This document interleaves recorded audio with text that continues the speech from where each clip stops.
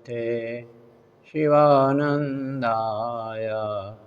ॐ नमो भगवते चिदानन्द।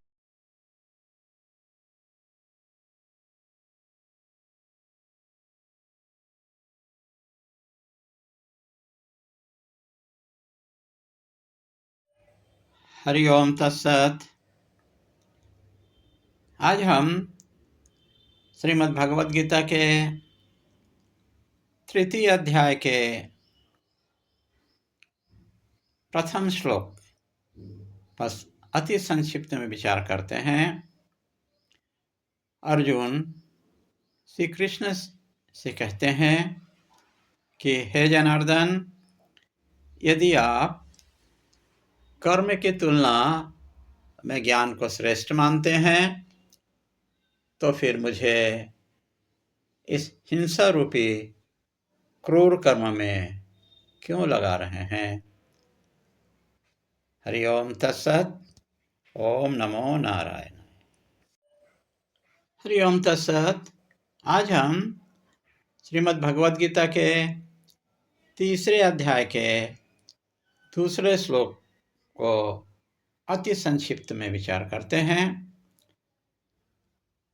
अर्जुन श्री कृष्ण से कहते हैं कि हे भगवान, कर्म और ज्ञान को आपने मिला दिए हैं, जिससे मुझे अलग अलग करना मुश्किल है, क्योंकि ज्ञान और कर्म का फल विपरीत है।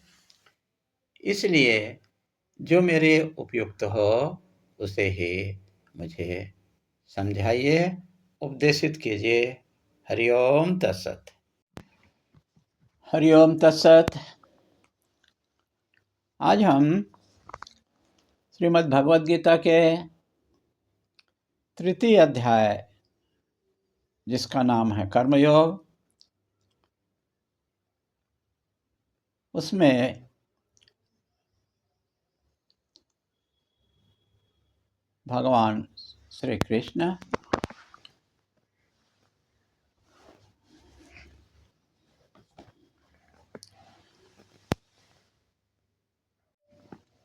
हरि ओम तत्सत। अर्जुन का प्रश्न था कि कर्म श्रेष्ठ है या ज्ञान श्रेष्ठ है। इसका उत्तर भगवान देते हुए कहते हैं कि ज्ञान के द्वारा सांख्य योग और कर्म के द्वारा कर्म योग को प्राप्त किया जाता है। यदि निराकार ब्रह्म को अनुभव करना है तो सांख्य योग है, अतः कर्म की अपेक्षा ज्ञान श्रेष्ठ है। हरि ओम तत्सत। हरि ओम तत्सत। हरि ओम तत्सत। भगवान श्री कृष्ण गीता के तृतीय अध्याय के चतुर्थ श्लोक में उपदेश करते हैं कि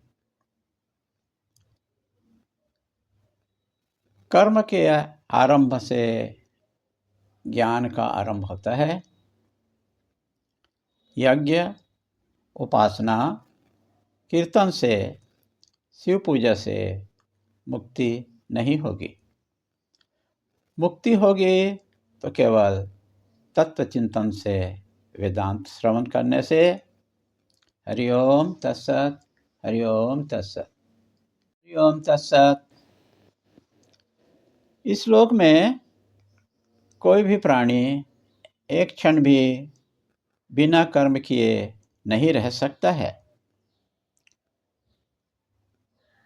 कोई भी वासना उसे शांत नहीं रहने देगी। ब्रह्मविद सभी क्रिया को त्याग कर शांत बैठता है, ऐसा उपदेश भगवान श्री कृष्ण गीता के 3 अध्याय के 5वां श्लोक में उपदेशित करते हैं। हरि ओम तत्सत। हरि ओम तत्सत।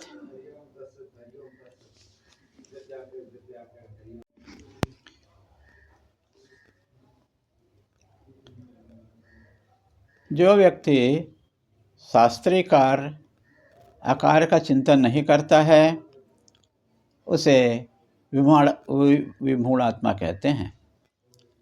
जो बाह्य इंद्रियों को रोक करके मन से विषयों का चिंतन करते हैं उसे मिथ्याचारी कहा जाता है। यह उपदेश भगवान श्री कृष्ण श्रीमद् भगवद गीता के 3 अध्याय के 6वां श्लोक में उपदेशित करते हैं। हरि ओम तत्सत। हरि ओम तत्सत। जो पुरुष ज्ञानेंद्रियों का अंतःकरण को वश में कर लिया हो, अनासक्ति से कर्म करता है, सभी से श्रेष्ठ होता है। ऐसा उपदेश भगवान श्री कृष्ण अर्जुन के 3 अध्याय के 7वां श्लोक में उपदेशित करते हैं। हरि ओम तत्सत। भगवान श्री कृष्ण अपने उपदेश को आगे बढ़ाते हुए कहते हैं कि अकर्म की अपेक्षा कर्म करना श्रेष्ठ है और कर्म से कर्म संन्यास अर्थात कर्म को त्यागना श्रेष्ठ है।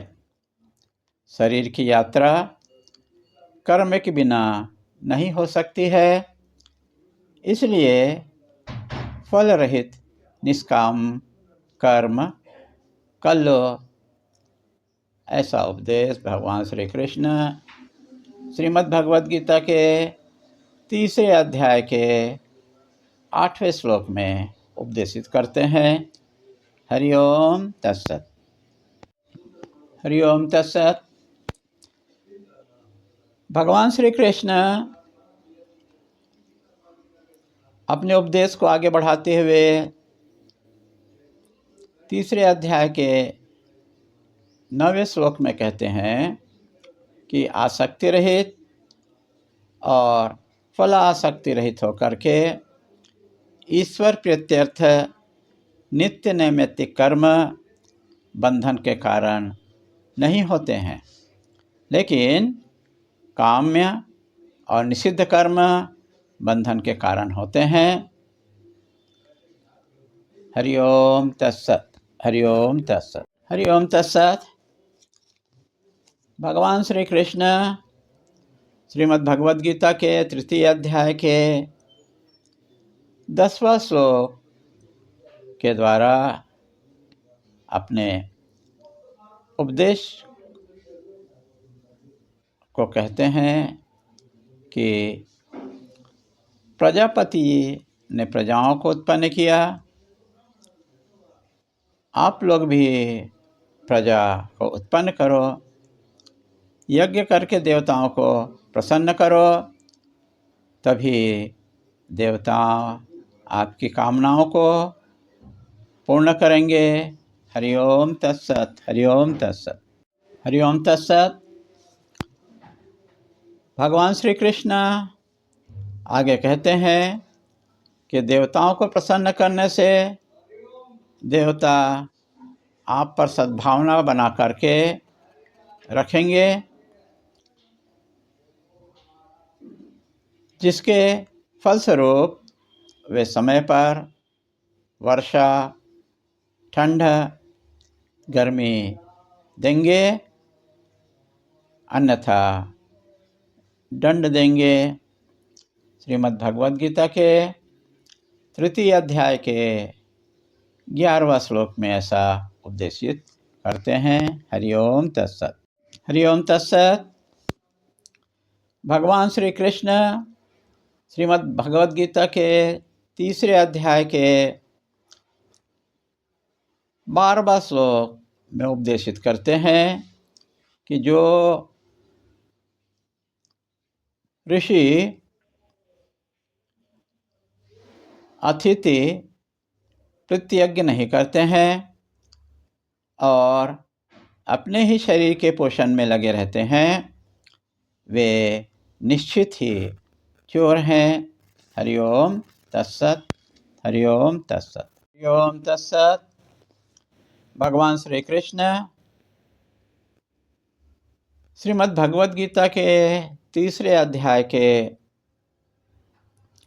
13वां श्लोक में अर्जुन को उपदेशित करते हैं कि जो मनुष्य देवताओं को भोग लगा करके भोजन ग्रहण करते हैं, वे सर्व पाप रहित अमृत भोजन ही करते हैं, अन्यथा वे पापी ही हैं।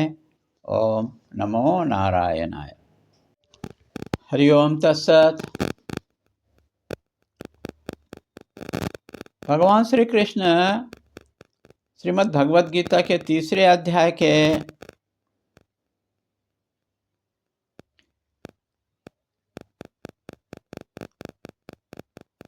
13वां श्लोक में उपदेशित करते हैं कि जो मनुष्य देवताओं का भोग लगाकर भोजन करते हैं, वे सर्व पाप रहित अमृत भोजन करते हैं, अन्यथा वे पापी ही कहलाएंगे। हरिओम तत्सत। भगवान श्री कृष्ण अपने उपदेश को आगे बढ़ाते हुए 3 अध्याय के 14वें श्लोक पर उपदेशित करते हैं कि यज्ञ करने से वर्षा होती है, वर्षा से अन्न उत्पन्न होता है, अन्न ग्रहण कर स्त्री पुरुष संतान उत्पन्न करते हैं।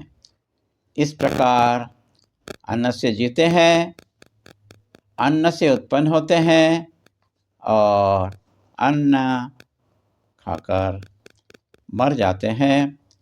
हरिओम तत्सत। हरिओम तत्सत। हरिओम तत्सत।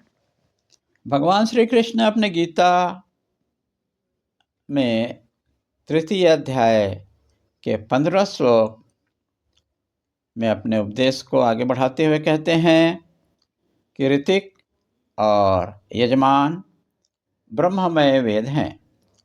व्यापक आत्मा परमात्मा है। परमात्मा के निश्वास से वेद प्रकट हुआ। अक्षर ब्रह्म वेद है। हरिओम तत्सत। हरिओम तत्सत। हरिओम तत्सत। भगवान श्री कृष्ण अपने उपदेश को जारी रखते हुए 3 अध्याय के 16वां श्लोक में बताते हैं कि वेद का अर्थ है वर्णाश्रम को मानना। जो विधि का पालन नहीं करता है, वह सारे जीवन पाप करता है, वह महाभोगी है। हरिओम तत्सत। हरिओम तत्सत। हरिओम तत्सत। भगवान श्री कृष्ण श्रीमद् भगवद गीता के 3 अध्याय के 17 श्लोक पर बहुत महत्वपूर्ण उपदेश देते हैं कि आत्मनिष्ठ के 3 लक्षण होते हैं। पहला, मन और इंद्रियां विषयों की ओर न जाए। दूसरा, अपनी तृप्ति के लिए अन्न की आवश्यकता न हो। और तीसरा, लोभी न हो। हरिओम तत्सत। हरिओम तत्सत। हरिओम तत्सत। भगवान श्री कृष्ण श्रीमद् भगवद गीता के तीसरे अध्याय के 18 श्लोक में अपने अर्जुन को उपदेशित करते हैं कि जो अनुभव करता है कि मैं सब कुछ हूँ और सारा जगत मिथ्या है, और जब जगत ही नहीं हो तो वह किसके लिए कर्म करेगा, फिर कर्म करने का कोई प्रयोजन नहीं होता है। हरि ओम तत्सत। हरि ओम तत्सत। भगवान श्री कृष्ण श्रीमद् भगवद गीता के तीसरे अध्याय के 18 श्लोक में अपने उपदेश को जारी करते हुए कहते हैं कि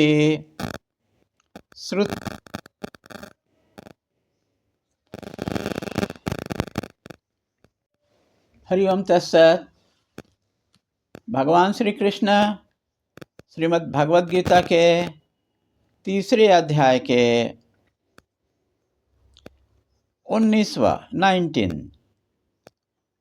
श्लोक में उपदेशित करते हुए कहते हैं कि श्रुतियों के अनुसार तुम्हारा कर्तव्य है कि नित्य कर्म नैमित्तिक कर्म को अवश्य करते रहना चाहिए। श्रद्धा भक्ति से ईश्वर अर्पण करने से कर्म करना चाहिए। हरि ओम तत्सत। हरि ओम तत्सत। भगवान श्री कृष्ण श्रीमद् भगवद गीता के तीसरे अध्याय के 20वां श्लोक 20th श्लोक पर अर्जुन को उपदेशित करते हैं कि कर्म करने से चित्त शुद्ध होता है, तब ज्ञान प्राप्त कर मोक्ष को प्राप्त किया जाता है। ऐसा ही जनक आदि पूर्व जन्म में ज्ञानी थे, वे आदर्श की स्थापना के लिए कर्म किए। हरि ओम तत्सत।